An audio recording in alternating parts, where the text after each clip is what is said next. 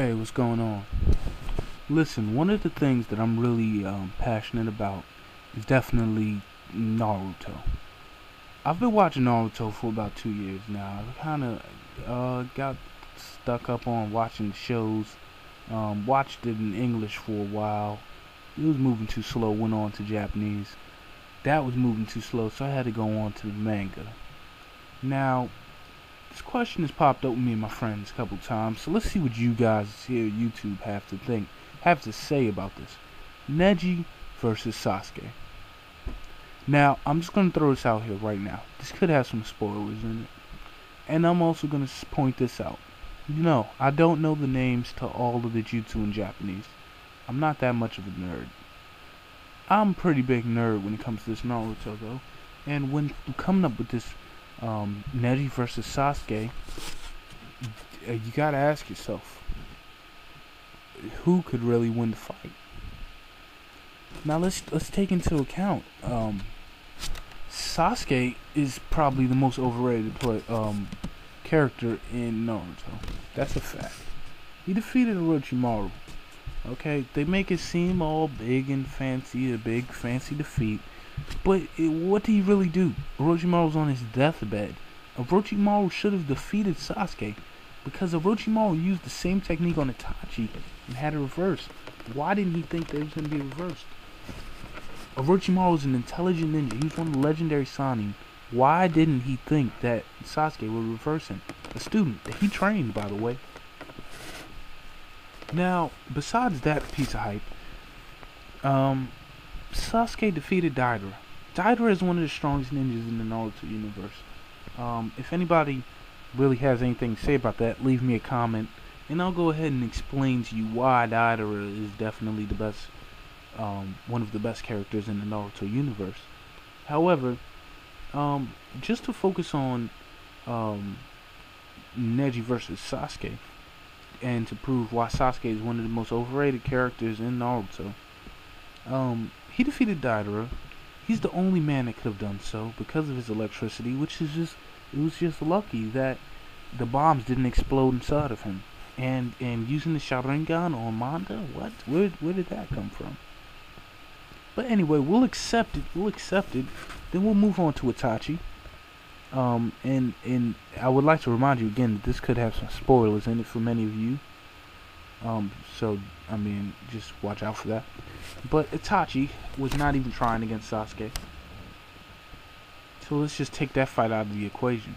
Now, yeah, Sasuke did get a new Sharingan ability, but he did lose his cursed seal. Kind of balances out. So Sasuke didn't really get too much stronger from what he originally started off as. Now, Sasuke then goes on to go get the eight-tails, okay? At this point in the manga, Sasuke's getting destroyed by the eight-tails. He caught him in the genjutsu and got his chest blown. He's had to get healed twice. Now, the eight-tails is a formidable opponent. Probably more so than Itachi. We could argue that the eight-tails could beat Itachi. We could argue that the eight-tails could beat Jiraiya. But what we can't go around saying all willy-nilly is that Sasuke can fight against these top opponents. Now, Neji. Let's take a look at Neji. Neji shouldn't have lost against Naruto. That's a fact. When Neji fought Naruto, Neji had his binocular gun on. He could see through the ground. We've seen Neji see through the ground. He should have been able to see Naruto crawling at him. That's just a flaw. Shouldn't have lost to Naruto. That was a fluke. Now, if you want to take that battle away, okay, let's go ahead and move a little bit past the tuning exams. Neji's chasing after Sasuke. Neji fights the strongest sound ninja. Now, this sound ninja was optimized for long-range combat, which was not Neji's forte. But Neji still managed to defeat him. It was genius how he defeated him, and he can send chakra through objects. Let's keep that in mind. Now, we haven't seen much from Neji except that he was able to get out of the jutsu of a Nakatsuki member. But that shouldn't have been too much of a task. There's no reason Kasami should have been able to defeat Team Guy. When you think about things as Naruto, the storyline revolves around Naruto. Sasuke being his best friend, meaning the storyline revolves more around Sasuke than Neji. So of course, in a situation, Sasuke would destroy Neji. My question is this. What if you change the name to Neji? Then would Neji be the strongest ninja? What if we change the name of Naruto to Tenten? Would Tenten be the strongest ninja? Yeah, she would. She would be able to beat Jiraiya if it came down to it. What I'm trying to say is, you have to take away the storyline jutsu to see who would really win. So let's put them into a situation. Let's put it like this. Let's put it Neji versus Sasuke in Jutsuo instead of Naruto. Then who wins? I'll tell you. Neji, of course, gets the first strike. Why? Because he has his Byakugan activated. He sees Sasuke before Sasuke ever notices Neji. This gives Neji time to get into close range.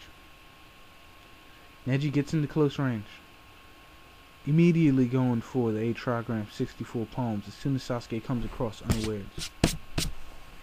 Now I'm gonna give it to you. Sasuke is really talented. Either Sasuke would dodge that, or he would try and use Chidori through his body to paralyze Neji. But let me tell you, Neji would see that coming because he can see chakra, and he can see where the chakra is going. So Neji stops. What does Neji do at this point? His force freaking push. Neji pushes Sasuke. At that point, Sasuke probably will stab some tree with his sword, get back up, do a couple Katome jutsus, and try and establish some medium ground. Neji's gonna have to use wood clones, and he's just gonna have to basically use his superior hand skills to deflect kunai and dodge freaking fireball jutsus to try and get close range. This is where I get a little bit stuck. Sasuke would be trying to establish the medium range. Neji would be trying to establish the close range. And the fight would kind of just be a game of cat and mouse from there. I'm going to let you decide who wins. I want to see some comments dictating the flow of battle. How do you think it'd go? I want to see some arguments. I don't want you to accept somebody else's answer. I want you to develop your own thesis, your own thoughts on the direction this story's gonna go. And with that, I'm just gonna go ahead and tell you to take it easy and good luck with everything, man. We're gonna post some more fights. Trust me.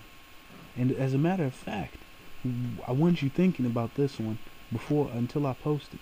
I want you thinking about this one. Kimimaro